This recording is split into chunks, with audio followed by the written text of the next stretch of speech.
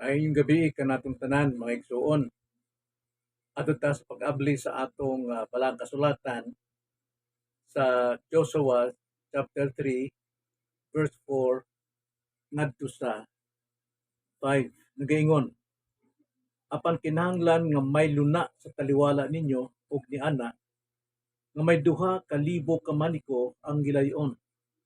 Ayaw pagpaduol niana aron mahibalo kamo sa dalan nga inyong pagkalaktan kay wala ninyo kini ing agii kaniadto. Og si Josue miingon sa katawhan, magputli kamo sa inyong kaugalingon, kay ugma si Jehova magbuhat og mga katingalahan sa inyong taliwala. Mao kini pulong sa Dios ug ato kining giuluhan katapusan sa bag-ong sinugdan. Katapusan sa bag-ong sinugdan. Pagampo ta magsuon. Salamat Lord nining matahom nga kagabionon na nausab kami sa imong pulong hinaot pa taga kahayag aron sabtan namo o kami makabenepisyo sa maong grasya diya sa imong pulong. In Jesus.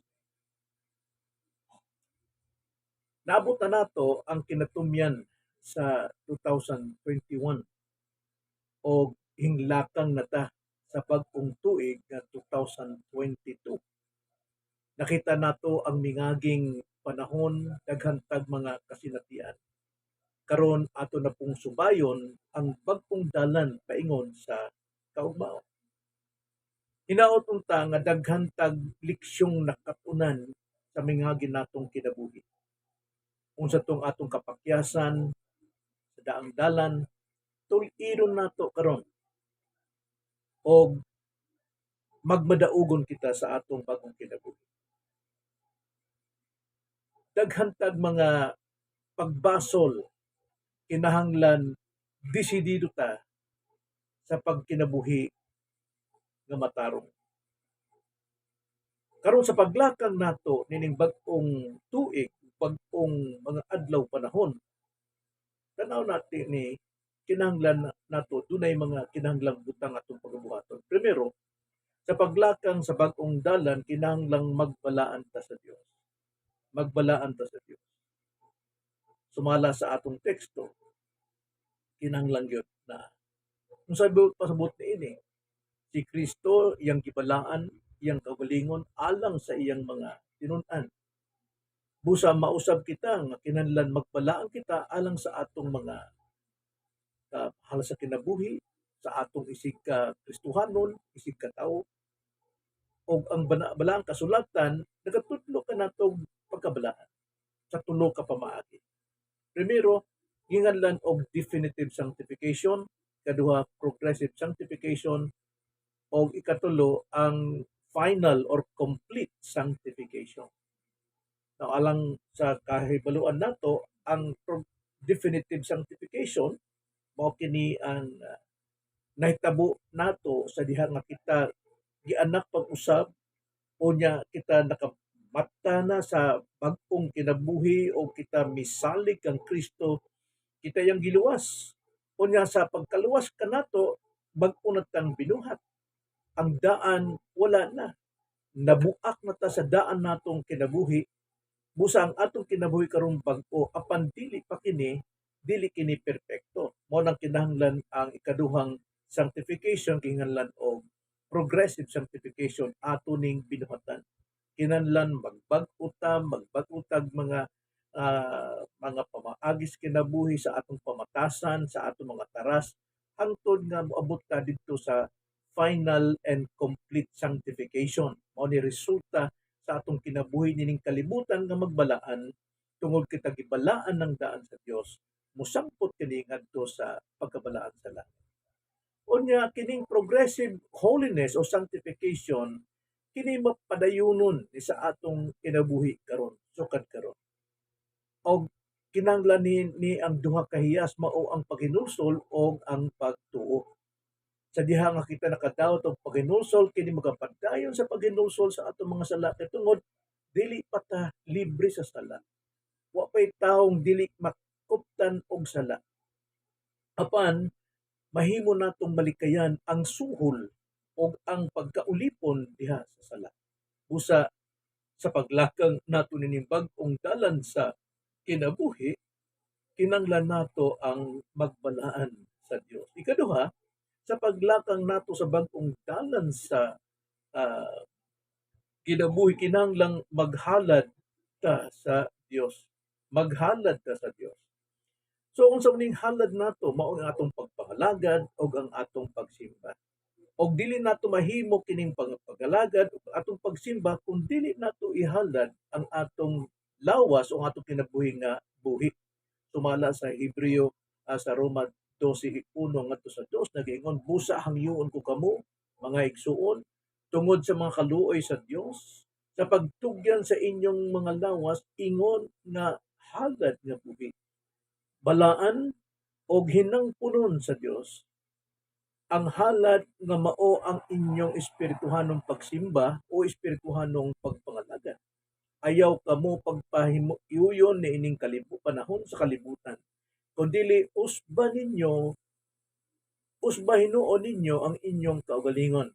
Pinaagi sa pagbag-o sa inyong salabutan aron inyong masuta kung unsa ang maayo og hinangpunon og hingpit nga kabubuton sa Dios. So mao ni kinahanglan nato nga mao ni atong ihalad ang atong lawas, ang atong kinabuhi nga buhi diha sa Ginoo.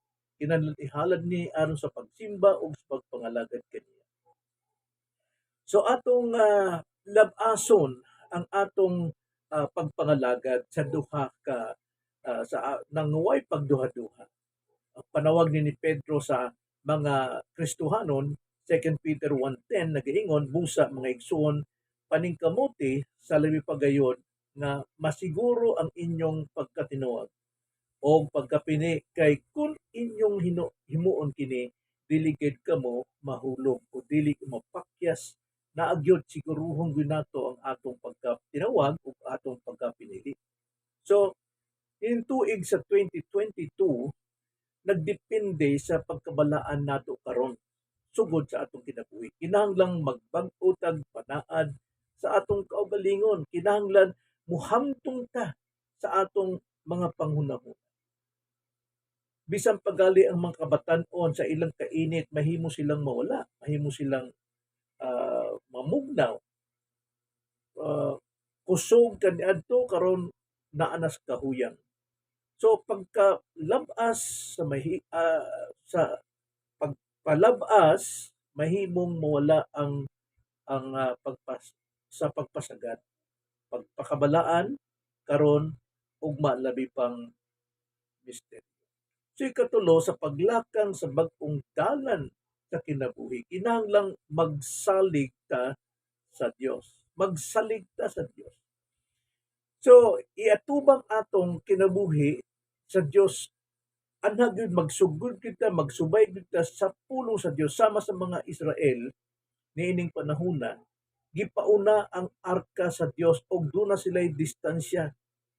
Isip nga maoy pagrespetar, mao ni simbolo nga kauban nila ang Dios.